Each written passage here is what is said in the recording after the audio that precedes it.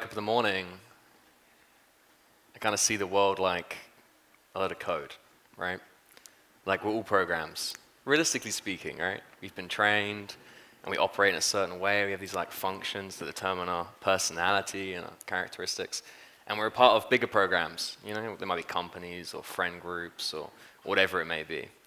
I think it's really fascinating in today's world because we kind of put all of this information online, right? Like everything we think, everything we do, everywhere we go.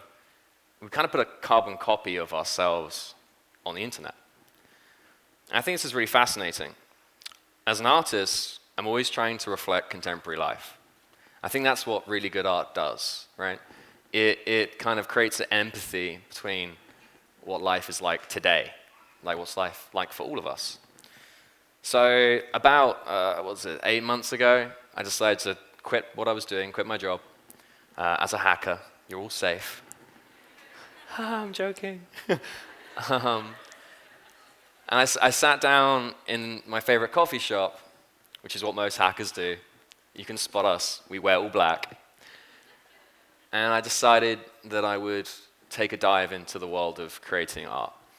I wanted to create art that was a little bit different. So what I started doing was, it was funny, I was sat there and the woman who owns the coffee shop, Charmaine, she's like, Tom, you know code. Why don't you make some art for the wall? And I was like, oh, generic, okay. So I sat there and I made this. This is, I even know how to explain it. But I love it. So there's two different colored dots in front of you. You've got bright red and dark red. The bright red are the number of hours and the dark red are the number of the minutes. It's a clock, right? Oh. So it's saying it's 11:03. But what's fascinating about this clock is that every minute when the time changes, it creates a completely unique pattern that won't repeat itself for over 50 million years. Oh.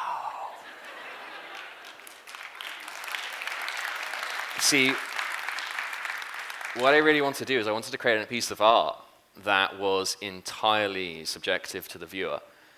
And at the same time, no one really knows what time is, right? So how can I be sure that my perception of 1 minute is the same as your perception of 1 minute? And with this piece, when you stand in front of it, everyone gets a completely unique view of time. We can understand it, but it will always be entirely unique. So once I made that, the coffee shop put it up on the wall, and I was like, I'm an artist. And I made this. This is the exact same thing, except I've sped it up. Right now, it's doing the same calculation, all of those random mathematical calculations that are going on in the background of the simulation, except it's been sped up to imagine if the clock was placed on a space rocket flying away from Earth at 99.99997% at the speed of light. So it's visualizing time dilation.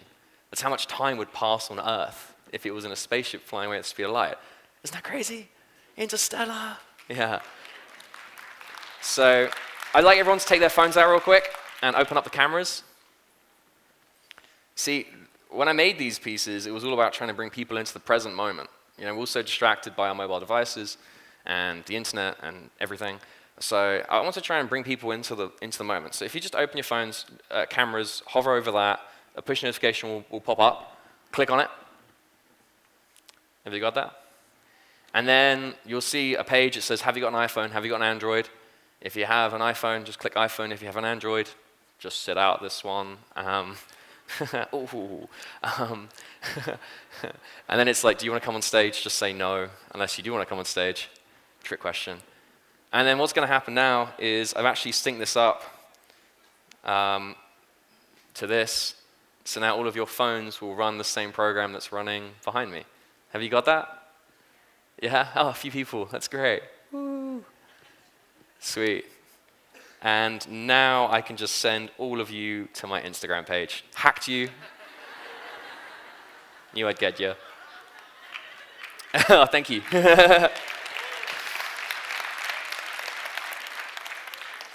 So when I built these models, I was like, oh my God, I'm onto something here. I can create art with code. And I think there's a lot of art behind code because when you program, especially in today's world, there's a hell of a load of data that we can use. And there's something called an API, an application programming interface. Now, every single app or website has an API. Facebook have an API, Twitter have an API. And what they do is they allow you to connect to their database and take all of their data. What? You mean I can get all of the data from Twitter? I can get all of the data from Facebook. NASA will send me every 2 hours a photo of Earth from their satellite, and it's all free. So I started going along online, I started exploring what data I could use. So this piece here, I call this coins for speculation. And I wanted to create emotion in art through code. So what it's doing is it's going back in time, 7 years, and it's finding the price of Bitcoin. It buys $100 worth of Bitcoin, and then it sells those Bitcoins at the exact price right now in real time. It's doing it this very second. And then it's going to tell you how much money those Bitcoins would be worth if you had invested in Bitcoin 7 years ago. Look at it, it's 132,000. How bad do you guys feel right now? Emotion. See what I'm saying? So I thought it was really fascinating. Like and I also did the same thing as you see up in the top there. I've got the stock prices for Goldman Sachs, Facebook, Apple, Microsoft. So the idea was this, is that I could capture that 2017, 2018 Bitcoin bubble and put it in an endless looping program. But in like 10 years, that might change, right? That might be like higher, or it might be a lot less. So the art piece itself is constantly changing based on the real world. And I thought that was really cool. But there's a part of me inside that kind of imagined like Satoshi Nakamoto standing in the background just being like, one day Bitcoin will be worth something. But that wasn't as cool as the real-time thing. But then I realized in order to show this art, I couldn't just show these great big videos, because we have this like problem with screens. We just switch off. When we see a screen, we're like, oh, I've got one of those at home. Like, so I decided to create this new type of canvas. It's a mirror. What I've done is I've put a screen behind a special kind of mirror. It's a two-way mirror. And what that does is it only allows light through. It doesn't allow light in. So all of the black on the screen becomes reflective. So what I've done here is I've created an Instagram mirror that takes real-time tweets about Donald Trump and posts them as the comments. You got to stand in front of it and pretend to be Donald Trump on Instagram Live. What? Isn't that cool? So as you can see, it's really cool, because what I can do now is I can take people and place them inside the artwork. And when that happened, it triggered something. I was like, wow, now the viewer actually becomes a part of the piece, which means I can do a lot more with the art. So I was exploring this whole API thing, and I started to find organizations around the world, non-profits, government organizations, that would collect a huge amount of data and give it out using APIs. For example, this one right here, each one of those droplets is a person that is unable to access clean drinking water in real time. I could use statistics to visualize real-world situations, things that I thought were just crazy. And the more I dived into this, the more things I found. For example, this piece is called Food Bank. This is the number of people that are dying today because of starvation. But then the number flicks red and shows you the number of dollars that have been spent today in real time on weight loss programs and products in the United States. I can't say anything else other than these are the real statistics. This is the real data. I'm not making this up. It's real time. And when I discovered that, I was like, oh my God, I have to dive into this more. You know, there's so much more that can be done with this. So I found this organization that go through all of the news articles in the US, and they find all of the gun shootings in the United States. So I took my clock, which was the concept of randomness, right? Uniqueness. And then every time someone is killed in the United States because of gun violence, the clock bleeds red. I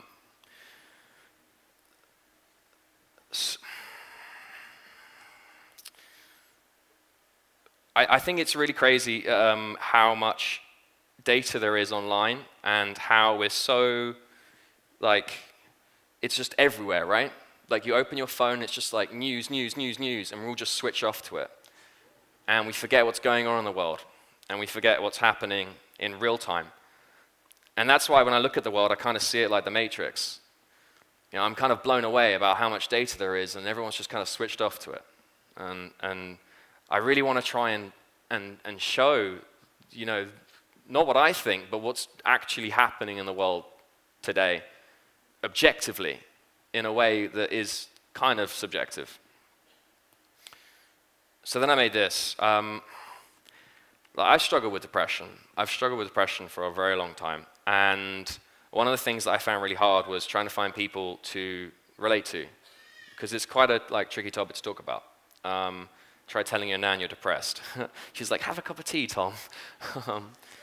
So what I did is I got the Twitter API, and I got it to download every single tweet in real time and filter them out based on ones that include things about mental illness, depression. And then I took that data and I put it through IBM's sentiment analysis to determine tweets that were personal. So what you're seeing right here was tweeted a few seconds ago by someone somewhere in the world. Depressed people tend to eat more chocolate. Oh, God. I love chocolate. It's true. I have like 6 bars in my fridge. This is happening in real time. So I stripped away the name and the profile of the person, and that allowed me to create this like real-time ticker of emotion. Think about that for a second. Like, imagine being able to say you can capture emotion over the internet, real people. Because that's a real person. That's not made up. Someone is sat at home right now, and they've just hit the tweet button, and they have no idea that we all stood here, sat here, looking at that. It's crazy, right? Oh, thank you.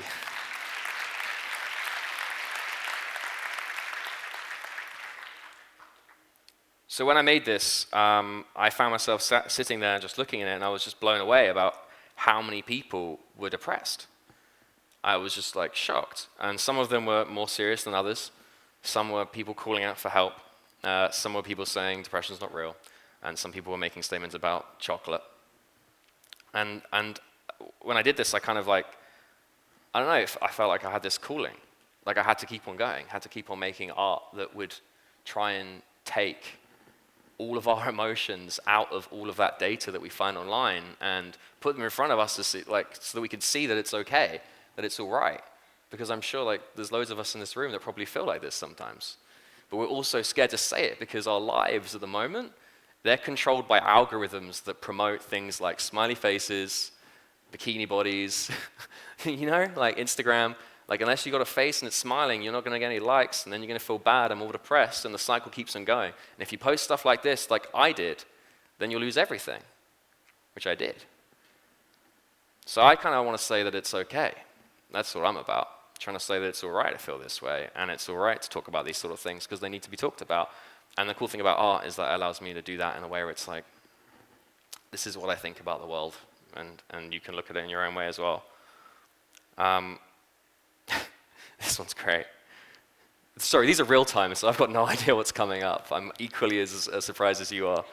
This couldn't be more better, right? Like this is someone saying, hey, I'm depressed, you shouldn't feel that way. Thanks, I'm fully cured now. Something I hear a lot. So then what I did is I put this into the mirror, which was a pretty emotional moment. For a moment, you have to sit in front of yourself and see your reflections in the thoughts, feelings, emotions of a stranger. Someone, somewhere in the world.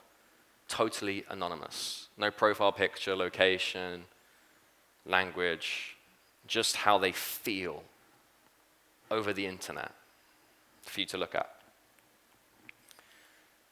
You remember the matrix thing that I showed you at the start? That's not just random. That's the real-time tweets coming in right now. People tweeting about depression, how they feel. And I thought if I visualized it like this, then you'd see like the scale of it, like the amount of people that are dealing with mental illness and are just online, like, hey, I just want someone to like say that it's like I'm here, or someone to see it, or like an answer, or some sort of way to do something about it. So I hope that one day I get to put this somewhere where everyone gets to see it and realize that there's more than just ourselves that are feeling this way. There's a lot of people that feel this way. Thank you so much. I've been Thomas Webb. Thank you. Thank you.